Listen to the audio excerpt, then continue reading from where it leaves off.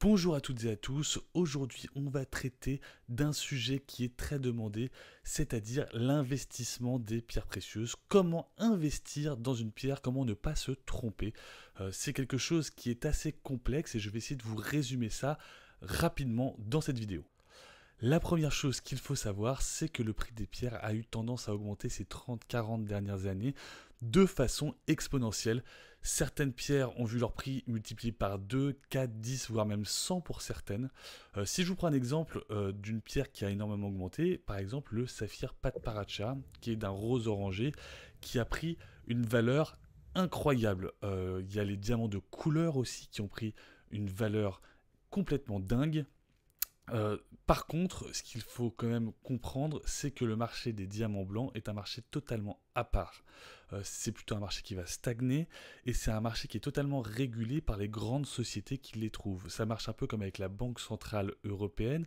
Dès que le prix des diamants diminue, ils vont en retirer du marché pour faire augmenter les prix et dès que le prix est trop élevé, ils vont en réinjecter dans le marché pour rediminuer les prix, donc pour que le cours reste plutôt stable. En clair, en dessous d'un certain caratage, je vous déconseille d'investir dans les diamants blancs.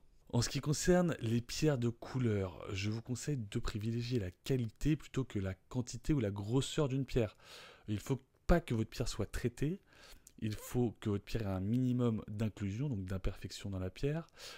Il faut avoir un certificat de préférence, un certificat connu, une bonne provenance, parce que la provenance de la pierre peut être importante au niveau de la revente, et il faut que la couleur soit belle dans sa catégorie de pierre. Enfin, si vous voulez un rendement plus important, mais qui vous demandera un investissement plus important, il faut privilégier des pierres minimum de 3-4 carats, ce qui vous permettra d'avoir un rendement plus important, car quand on négocie les pierres avec un prix au carat en règle générale. Petite astuce, renseignez-vous sur les prochaines collections des grandes maisons de joaillerie, sur les pierres qu'ils utilisent, car souvent quand ils utilisent de nouvelles pierres, celles-ci vont avoir un prix qui vont augmenter très fortement car elles seront mises en lumière par ces collections. Donc il faut se renseigner régulièrement sur les grandes maisons de joaillerie et leurs nouvelles collections.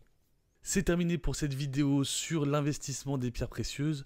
N'hésitez surtout pas à me mettre en commentaire le thème d'une vidéo que vous aimeriez que j'aborde la prochaine fois et on se retrouve très bientôt. Ciao.